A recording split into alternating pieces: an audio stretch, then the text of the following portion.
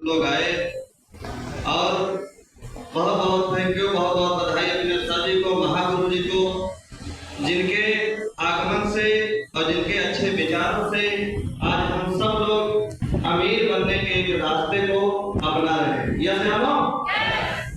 तो साथियों, सर जी के लिए एक बार जोरदार ताली होनी चाहिए। बहुत बहुत बधाई देते हैं हम अपने मास्टर साहब को, मौर्य जी को, जिनके माध्यम से इस कंपनी में हम आए और जैसे जैसे हमारे गुरु हमको बताते गए उसी मार्ग पे हम चले गए और रास्ते अच्छे बनते चले गए। साथियों, इंसान वही सफल होता है जो अपने गुरु के पालन को करता है, अपने गुरु की बातों को, आज्ञा का पालन करता है, वो इंसान सक्सेस हो जाता है। और जो इंसान अपने मन गलत कहानी बनाता है साथियों, और किसी की बात को नहीं मानता, किसी गुरु को नहीं मानता, किसी गुरु को नहीं जानता, तो इंसान कभी सक्सेस नहीं होता साथियों। तो बहुत बहुत थैंक यू, बधाई करते हैं हम अपनी कंपनी को, जीएसआर जैसी कंपनी जो भारत देश में, वर्ल्ड में ऐसी कंपनी जन्मी है जिसका मुकाबला कोई कंपनी नहीं कर सकती साथियों। इसके लिए एक बार जोरदार ताली हो। साथियों, परिचय की बात करूं, नाम मेरा कुलदीप कुमार यादव है और मैं डिस्ट्रिक्ट बाराबंकी का रहने वाला हूं और जीएसआरसी में काम करते करते साथियों आज हमको 4 साल हो गया और इस कंपनी से बहुत प्रेम करते हैं, बहुत प्यार करते हैं, क्योंकि हर एक इंसान को उस चीज से प्यार करने चाहिए जहां से उसके सारे सपने साकार होते हैं। यस या नो? यस। तो सबको प्यार करना चाहिए। यस। अब बात करते हैं साथियों कि हमको एक अपना सेक्टर मिला हुआ है कि एमएलएम हम क्यों करें।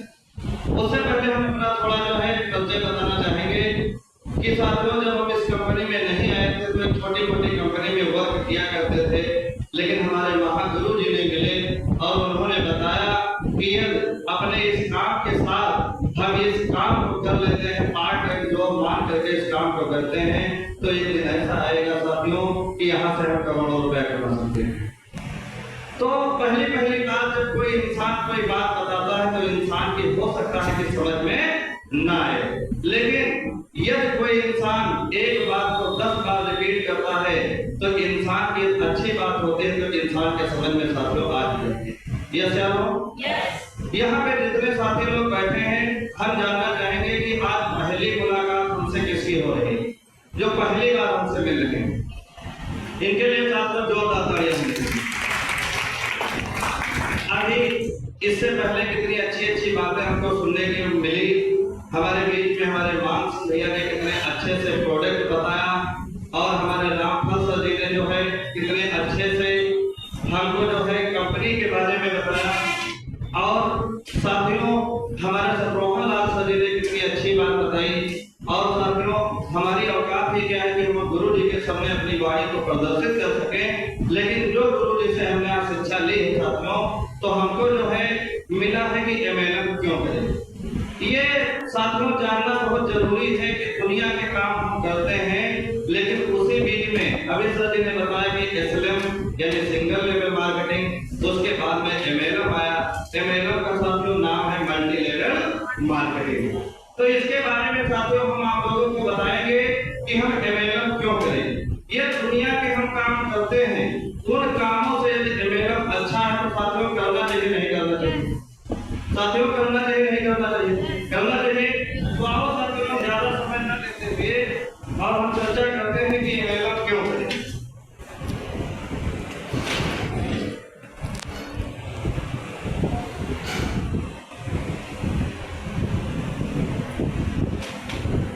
साथियों, हम बात करते हैं कि एमएलएम हम क्यों करें। देखो, हम एक फिगर बनाते हैं कि एमएलएम हमको क्यों करना आवश्यक है। साथियों, ध्यानपूर्वक यदि हम अपने मन को यही रखेंगे, अपने ध्यान को यही रखेंगे, तो हम समझ पाएंगे कि हम एमएलएम क्यों करें। क्योंकि हम अपना बहुमूल्य समय लेकर यहाँ पर आए हैं, तो कुछ न कुछ लेके हम जाएंगे। साथियों, बात करें कि पैसा कमाने के बाद कितने सेक्टर होते हैं?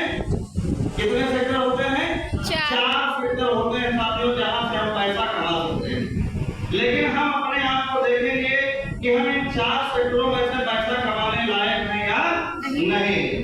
तो साथियों, पहला सेक्टर होता है कि जहां से हम पैसा सरकारी नौकरी। और साथियों नौकरी दो प्रकार की होती है, एक होती है सरकारी और एक होती है प्राइवेट। दो प्रकार की नौकरियां होती है, तीसरी कोई नौकरी तो नहीं है। फिर दूसरा प्रकार होता है जहां से हम कमा सकते हैं खेती। क्या चीज है? खेती। लेकिन अब हम थोड़ी सी बात करेंगे साथियों कि सरकारी और प्राइवेट नौकरी में अंतर क्या होता है, तब आप लोगों को समझ में आएगा कि हमें एमएलएम क्यों करेंगे। देखो हम बात करते हैं साथियों कि सरकारी नौकरी 1% अब भारत देश में रहेगी। यस या नो? यस। सरकारी नौकरी 1% रहेगी और 99% साथियों क्या है? प्राइवेट नौकरी। लेकिन हम बात करते हैं कि सरकारी नौकरी से हमको क्या मिलता है और सरकारी नौकरी वाकई में मिलती किसको है साथियों। बात करें कि ये भारत साथियों एक निकले सरकारी नौकरी का और जगह एक निकलती है, लेकिन उसमें भारत कितने पड़ जाते हैं? 100 या 1000। लेकिन सरकार की साथियों मजबूरी है कि वो किसी एक ही इंसान को क्या देगी? नौकरी देगी, है ना। अब हम बात करते हैं कि एक आंकड़ा है साथियों, उस आंकड़ा पे हम बात करते हैं कि सरकारी नौकरी से क्या हो सकता है और प्राइवेट नौकरी से क्या हो सकता है। साथियों 1920 की बात करें तो साथियों जिसके घर में 1 रुपया प्रत्येक माह में आता था, कितने दिन में? प्रत्येक माह में, यानी 1 महीने में जिसके घर में 1 रुपया साथियों होता था तो उसका परिवार खुशी परिवार माना जाता था। क्या माना जाता था? खुशी परिवार माना जाता था। हंसी खुशी से परिवार इंसान का चलता था।